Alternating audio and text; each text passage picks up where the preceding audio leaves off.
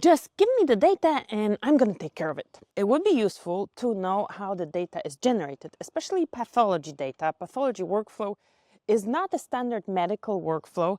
The data is not standard numerical data. So to make the best use of it, it's good to know how it's generated. This video is an online lecture I gave to the health informatics and data science students at Georgetown University, and it explains the generation of pathology data. So let's dive into it. Okay, welcome everyone. Thank you so much for inviting me. I'm actually very sad to be here because I wanted to be there with you, but my car broke down and I couldn't come. I wanted to be there in person. So I couldn't, but let's do it over Zoom. You guys are now allowed to take out your smartphones, unless you have to like give them away. No, everybody has their smartphones. Good. And you can scan this QR code and it should take you to my microscope. Let me know when you're ready. When you know, let me know when you see stuff that I see. It's a telepathology system and I can show you what I have on under my microscope. So this is our retina. These are the cells that react to the light. And we can go even higher magnification. And I see you guys have access to it on the phones because I see a lot of dots. All good. Okay. What are those dots? Those dots are your students annotating on their phones. You can do that too. I tried to annotate as well. I could do that, but the last time it kicked me out, so I don't want to risk because I have a couple of other slides to show you. Because yeah, you can basically, for example, if you wanted to ask me, maybe somebody can annotate this cell that I'm showing. You see my mouse? I just did. Yeah. So somebody wanted to ask, what about this? What is this? And I can tell you, this is a neuron that is reacting to whatever these other cells are doing, the cones and the retinal cells, the nuclei of the retinal cells. And you can basically annotate and ask me questions. I can annotate and ask you questions if you were my colleagues and I wanted to consult with you. So this is digital pathology in action. Let me show you another slide. And I'm gonna go higher magnification. This is now at 2.5. Now I don't think that it's changing when I change my objectives, but now we're going a little higher magnification. This is the highest magnification on the microscope, my microscope, because I'm an anatomic pathologist. So I basically look at tissue sections. Clinical pathologists, they look at smears and blood and everything that's smearable. They have higher magnification on their microscopes. I have only 40x times 10x of my eyepiece. So that's 400 time magnification. Okay, these cells are neurons. And this is spinal cord. Oh my God. So these guys here, this is a neuron. All these guys are neurons. And this whole thing is a spinal cord. That's why it was so long, elongated. And here are the nerves coming out of the spinal cord. Those, you can see, these are like, you probably remember that the axon and dendrites. So here's cross sections through the dendrites, through the the tentacles of the neuron. The other ones was the cross section through the cell itself. And here you're gonna have basically cross section of the cords of those tentacles. Okay, I have a couple of more things. Let's do one more, one or two. Let's see. Another one. So you know that you always go first, like the lowest magnification that you have. You find your specimen, you do your focus, and then only you go in and zoom in, right? So I'm gonna go in. That's gonna help you. So sometimes when you're trained, you can see the pattern. Sometimes you have to see the cells to recognize the organ. So here are the cells. Is that the heart? Yes! Yay! That is hard. You can see that. So this is muscle cells, right? Muscle cells are long and you don't really see the borders of the cells because they're like one huge tube of cells. And for the heart, you're going to have the nuclei in the center and not on the periphery. So this is hard. Okay, one more, and then I talk about stuff. This is the large We haven't to intestine. look at it. I see the slide. Yeah, we can go a little bit in, and I'm going to show you the intestinal epithelium. The point of this was just to show you that we can do it over the phone and from my microscope. And this is a super cool way to share pathology images. I want to tell you about pathology data, demystify the pathology data for you. So question, how is data generated from pathology images? But like, what did we just do? Like we looked at the images and what did we do with them? We saw something and we said, okay, this is it, right? We basically did, well, in this case, it wasn't pathology, it was just histology, but we interpreted the image. And in our case, the output was the label, the description of this image, right? We had the spinal cord, we said it's spinal cord. So we had the image and we had the name of this image and what this organ was. Focus on this fantastic microscope. That's an AI generated image. This person doesn't look too bad, but the microscope didn't really turn out that great. So, Okay. yeah, and these like these the objectives, I don't know, they look like they have screws or something, but I thought it's going to be funny, so I kept it. The output from an interpretation, like what we just did, is the pathology report. So what do you see in this report? We basically see text. So the data generated primarily before even digital pathology and with digital pathology, this is still something that's being generated from pathology images, a lot of text. Sometimes it's structured bare and sometimes it's not that structured. Sometimes it's just, you know, free text by the pathologist. But it describes what's in this image, and this is the data that is available. But also there's another way of generating data. If we capture those images and if we digitize them, we can analyze digitized pathology images. And I think you guys just had a workshop about it, right? You were talking about stain biomarkers and analyzing things like that. Yeah, so basically that's when digital pathology entered the space, and actually even before, when digital photography entered the space, this became an option. Before it was just, you know, description by the pathologist, by a trained expert, histologist, whoever, and the moment digital images were available, we could do digital. And once you have it digitized, you can segment and classify pixels in the image. So here you see my beautiful annotation. Actually, it's not really image analysis. I annotated it manually for illustrative purposes, but you can see that within this red annotation, this is more cellular. You probably see more nuclei, and outside it's more like light pink. And if we were doing image analysis, this would be an example of segmenting the tumor epithelium from the rest. So we can segment and classify pixels in the images. And output of this image analysis results. And what these results are going to be, it depends what we're going to be, how we're going to be clustering the pixels and what we're going to be analyzing there. So how are pathology images generated? One thing I already told you. I took a picture with a digital camera that sits on top of my microscope. And so I kind of imaged it the classical way.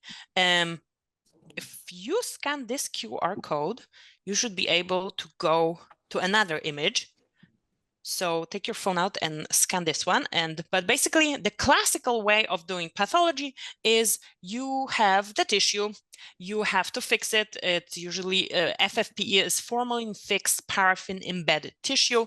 This is a special way of cross-linking proteins in the tissue so that it stays in the architecture that it was submitted for the analysis, for the pathological evaluation.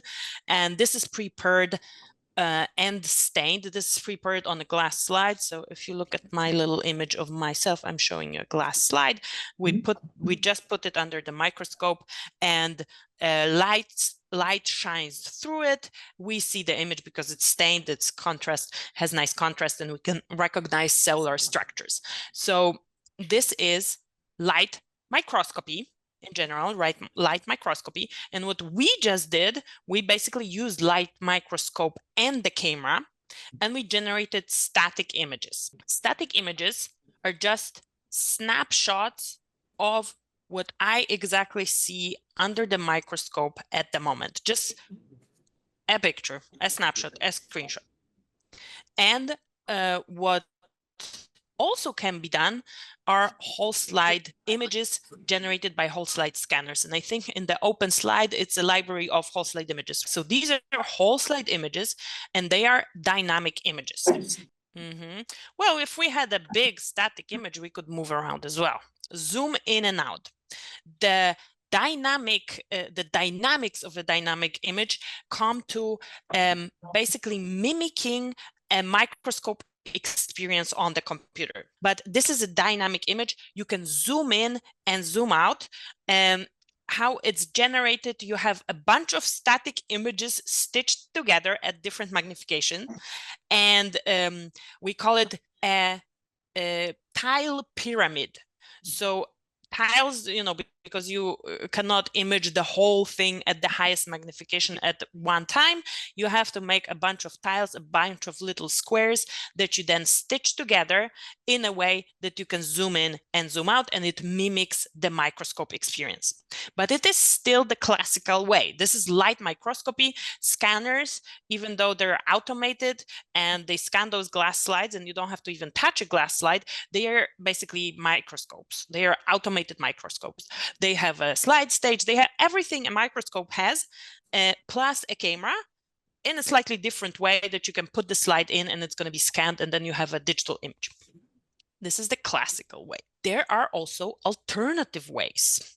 Have you heard of any alternative pathology imaging ways?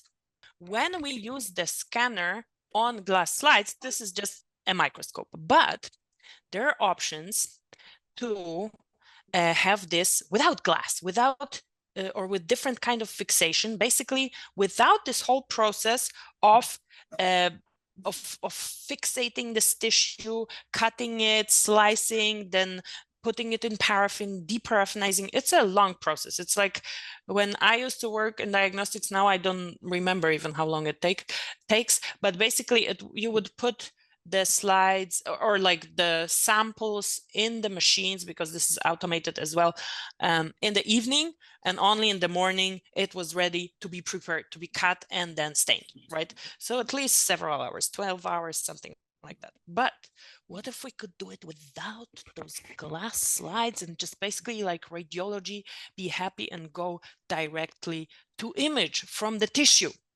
So let me tell you, there are options, and there are more options than I have here examples, but the ones that I have been recently exploring, and I have a podcast as well, and I had a guest on the podcast who is on both of those publications, Dr. Richard Levinson, here he's the last author, and he was telling me about these technologies, and I'm like, okay, but is it like nice technology that's never going to be used?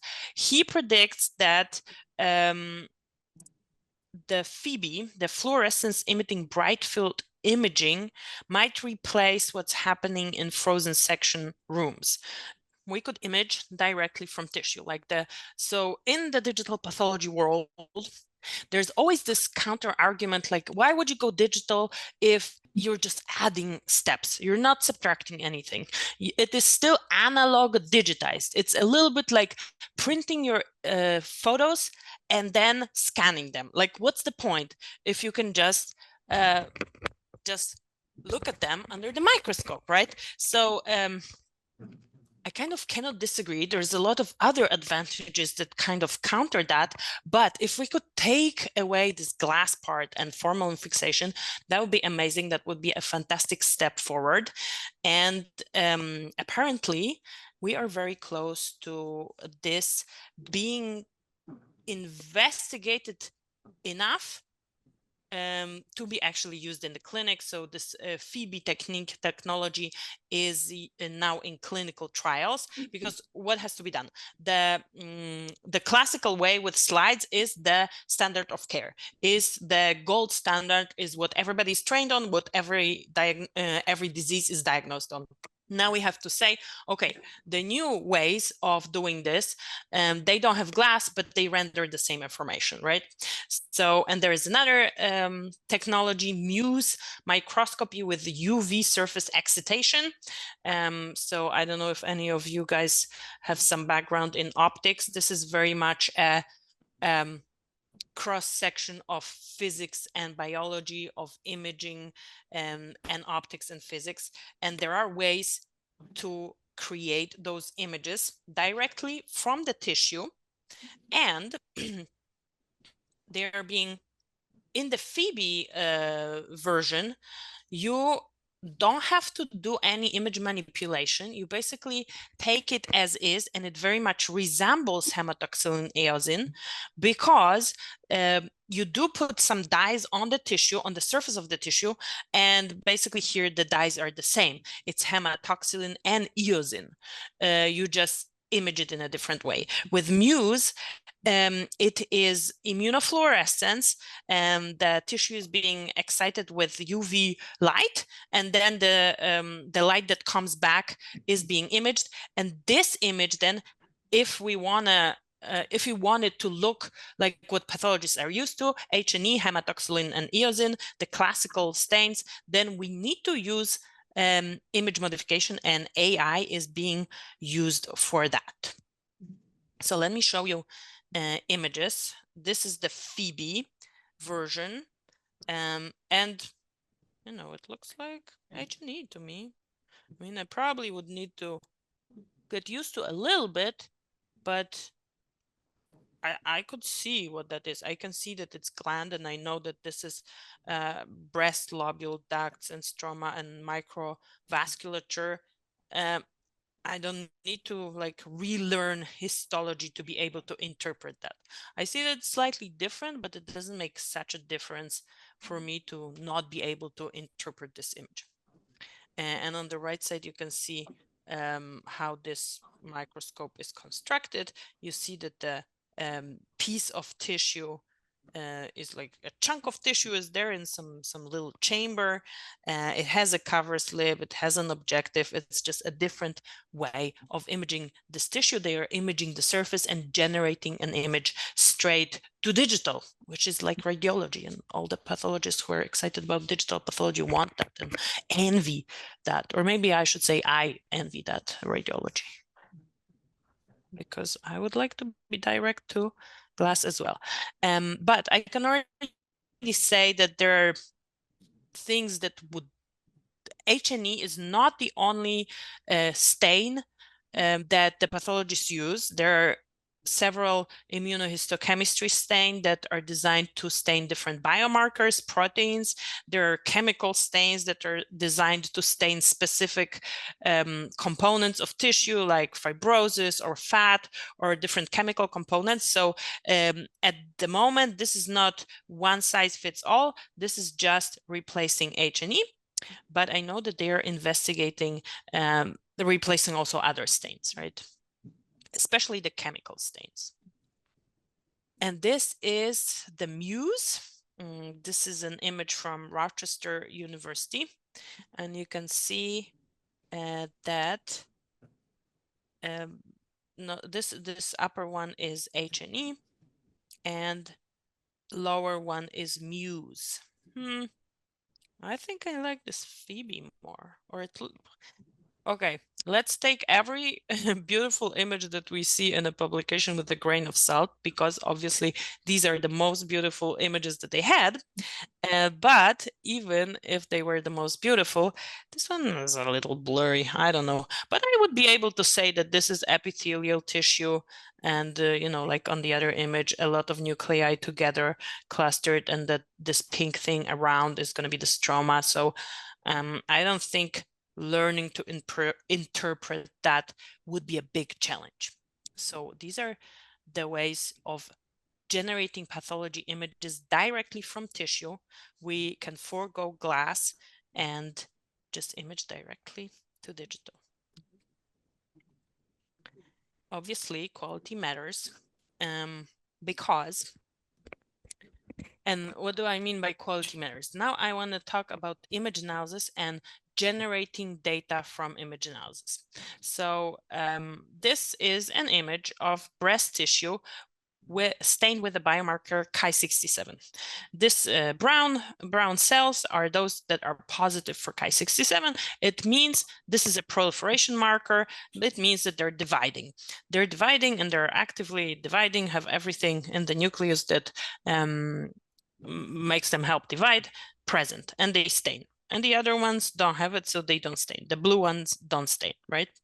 So it kind of seems obvious that if you were to detect the brown, you should only detect the brown. Yeah, so you're gonna see that visually it's like a no-brainer. You know exactly where this nucleus ends and when it begins, and the contrast is high enough. You know, there are a few cells where you cannot really say what the shape of them is or anything. And when you start doing image analysis, you will see that the algorithm is not as smart as our visual recognition. You're going to see that it's going to be clustering two cells together, right? How do I know that these are two? Well, they make this like indentation here. I know from basically visually that these are two that are next to each other. The algorithm is going to clump them together for sure. Then we have this is a big one. Maybe this is a small one. And, you know, to a certain point, you can distinguish them visually a lot better than algorithm. There is a little bit of a gray zone, but it's important to maintain the quality of the algorithm, because the data that's being generated then later plays a role in diagnosing something. So for example, for Ki67, when you are assessing the malignancy of the breast tumor, you count these cells, right? You have to count, I think, 500 cells. So obviously that's a task that, how cool would it be if you didn't have to do it manually? You could just run an algorithm and it would be counted. And the algorithms are good enough to do that, but you have to develop them in a way that they maintain the quality that is at least as good as the human observer, which, you know, you can argue how good a human observer is, but let's say this is our gold standard and this is what we want, right? We don't want clumps of two cells together, because then the numbers don't make sense. And the same counts for quantification of special stains. This is toluidine blue of peripheral nerves.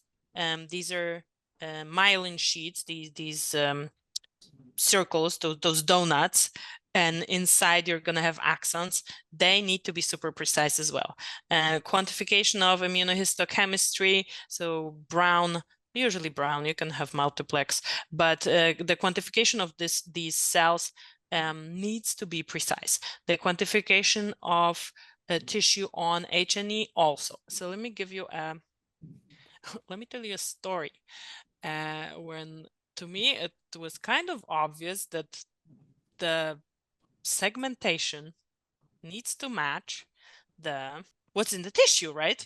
And that's the point of tissue image analysis.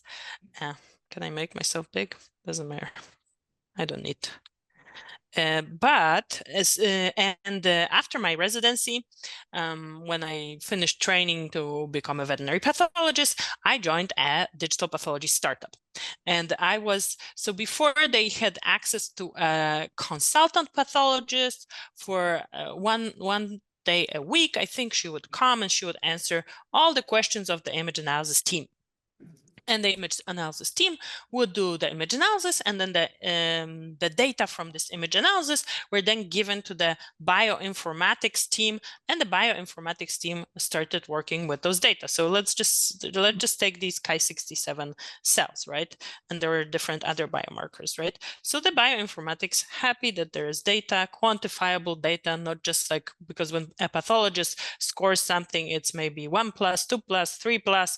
If we count some cells, maybe, you know, if we need to count 500, we're already whining so much because so much counting. And an algorithm can count thousands, can count more, tens of thousands, hundreds of thousands, right? And then I came and started looking into this image analysis process, and I realized that for markers that are maybe not so straightforward as this Ki-67, the markups of this image analysis don't really make sense. And I said, no, we have to redo it. And the image analysis team kind of understood pretty quickly, because I could show them, hey, listen, this is how those cells look like, and they would learn, they would look at those images. Whereas the bioinformatics team, they didn't have tissue expertise, and they were so annoyed with me that I was delaying the projects. They just wanted the data and they're like, I got reported to the management for being difficult, for not wanting to cooperate. There was specifically one conflict situation where we were analyzing data from biopsies from particular patients from a clinical trial. And I said, no, this data has to be redone. You cannot base any decision on this data. And this got escalated. It was a very unnecessary conflict. And what was the cause? I mean, to me, the cause was, hey, don't you see that it's not matching the tissue?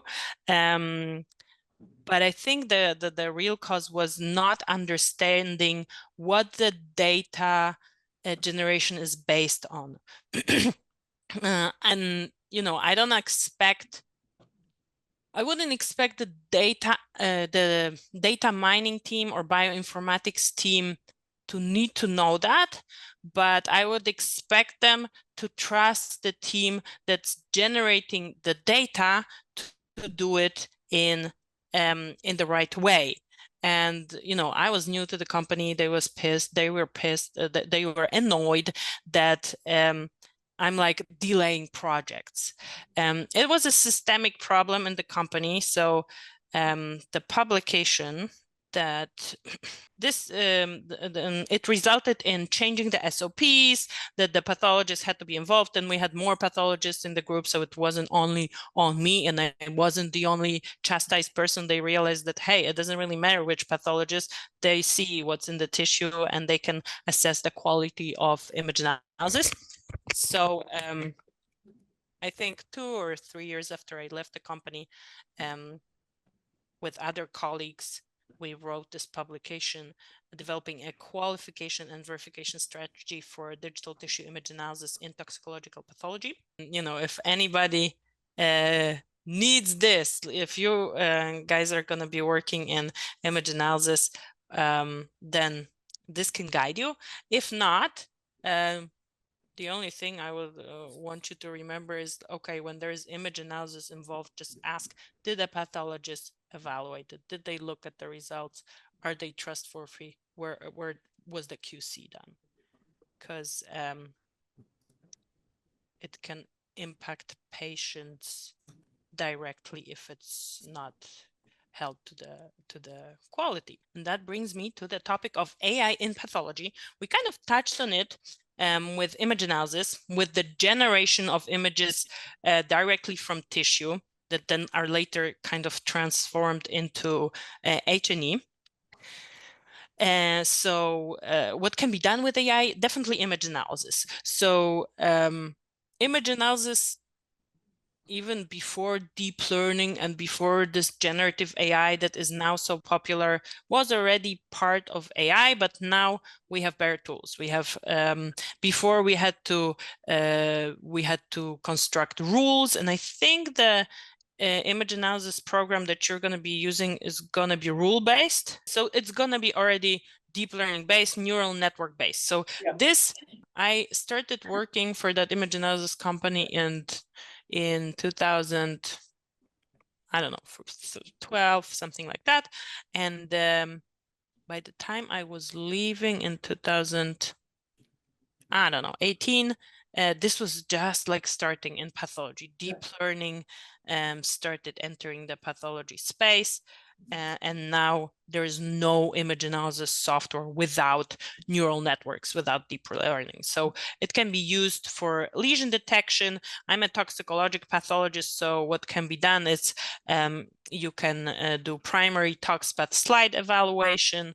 And this was a collaboration with my employer and an image analysis company, Charles River Laboratories, and the Deciphex.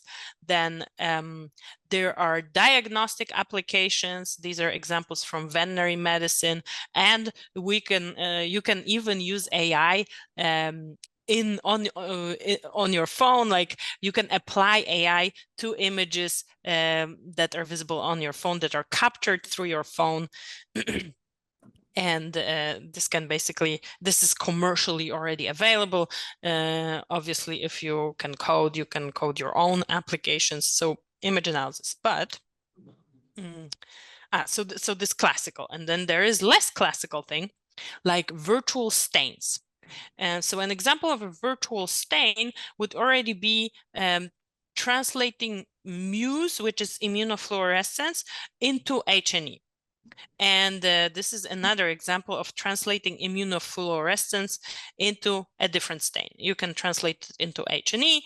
You can translate it into Masson's trichrome, which is a chemical stain, John's stain, different chemical stains. How is it being done? Well, each of the tissue components has a certain wavelength. And what you can do, you can image this slide with a fluorescent camera, and then stain it and have the same slide stained with a different stain, and you have a direct match. So you basically label one slide with the other, and you train it with examples. That's how the deep learning training methods work. And you can do it for different stains. So virtual stains.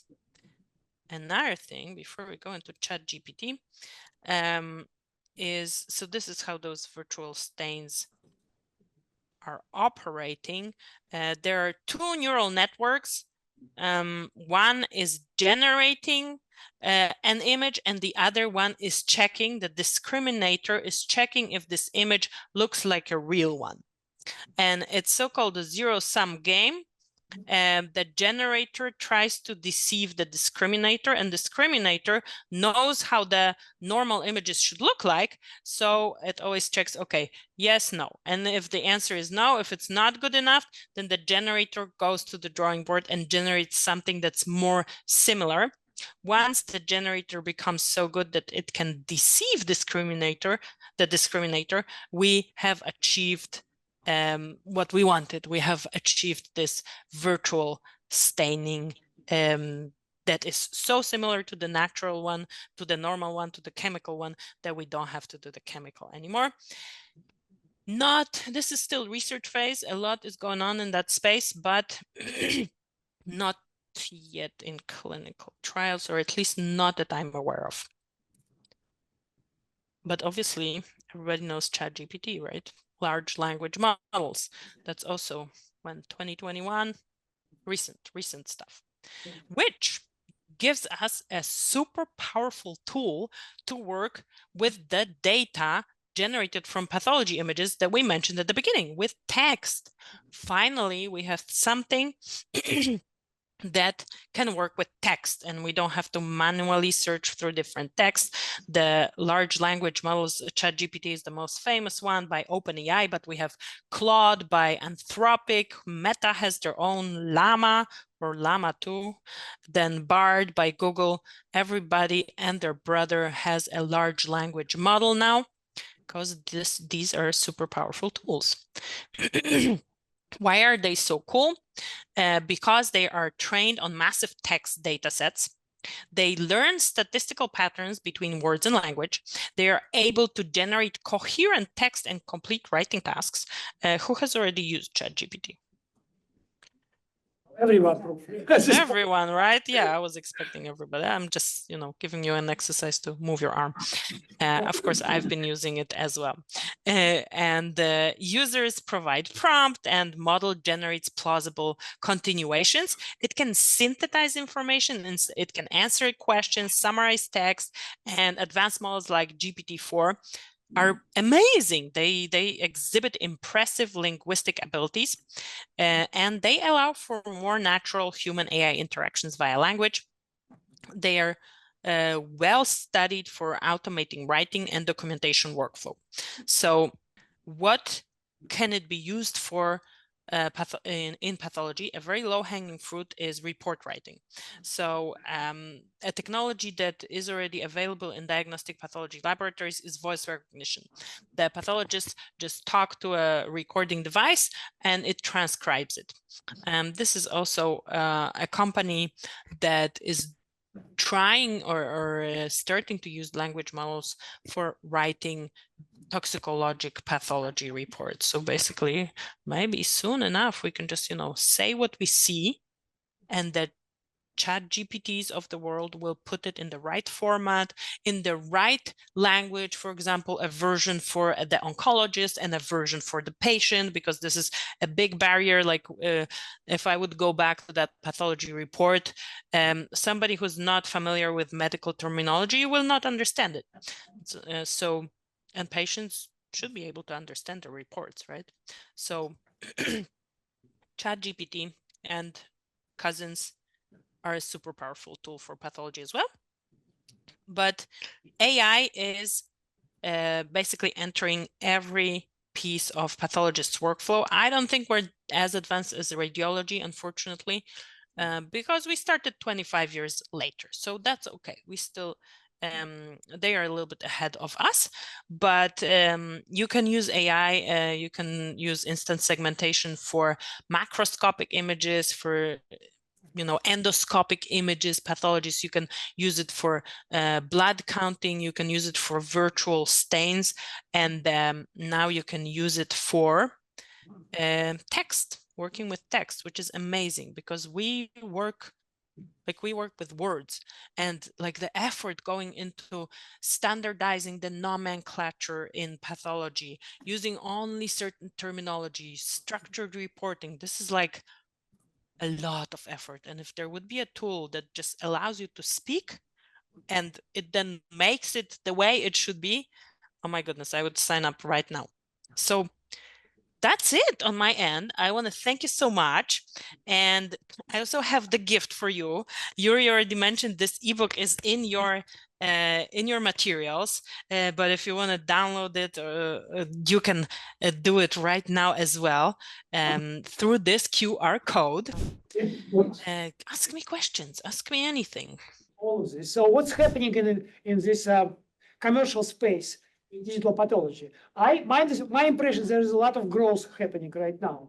Yes. So there is another thing that is very promising that I didn't really mention. So the classical image analysis, now it's like quality wise, it's mature enough. So the companies that want to contribute to actually clinical care, they need to then have it cleared by the FDA, the Food and Drug Administration. They need to have it cleared. They need to apply for a special clearance as a medical device. So that's a long, regulatory road. Not everybody wants to go that way. Some people want to stay in the research space where it's less regulated, but you can also have an impact. Another trend is so-called assisted diagnostic tools, computer-aided diagnosis. Well, the medical devices are that as well, because the pathologist still needs to look at it. But another application is molecular predictions from images. So I mentioned the virtual stains for IHC, or predictions of mutations from the image. So this is actually already happening in the clinic, and not yet in the US. The publication I am a fan of is from Israel, and I should have included it. But basically what's happening, you can digitize an image, run an algorithm on it, and it's gonna give you a prediction of a mutation.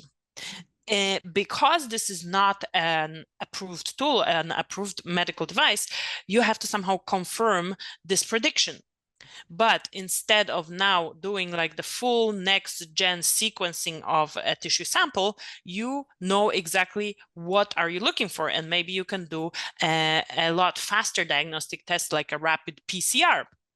And that's exactly what was described in that Israeli publication. And there was a breast cancer patient with metastasis where they detected EGFR mutation, and it was detected with an image analysis algorithm. So Great. that's what's happening.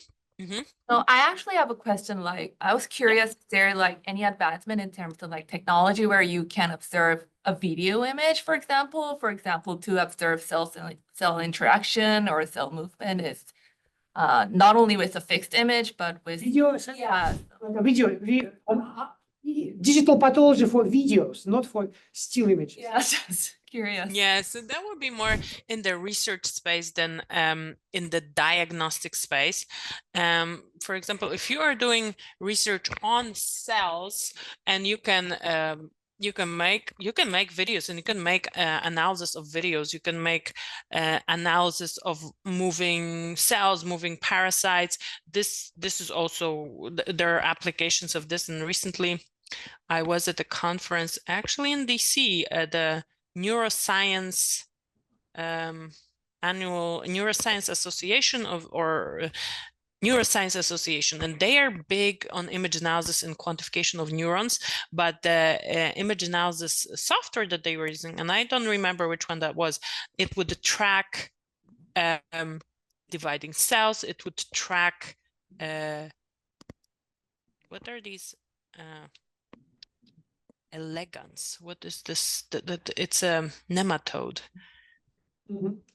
A model, different models, right? And you can basically do the same on static images, on videos. But in the pathology space, because everything is happening on static images, this is not really an application. In the research world, yes. Very good. More questions, guys? One quick question is, Aleksandra, you had experience working with pathologists and computer scientists. So where do you see the role of data scientists in this field now? There's a demand and interest in hiring people like our students? Yes, very much. So yeah, I was working with data scientists, and I can interpret an image, but I cannot take like data from several images and like determine trends.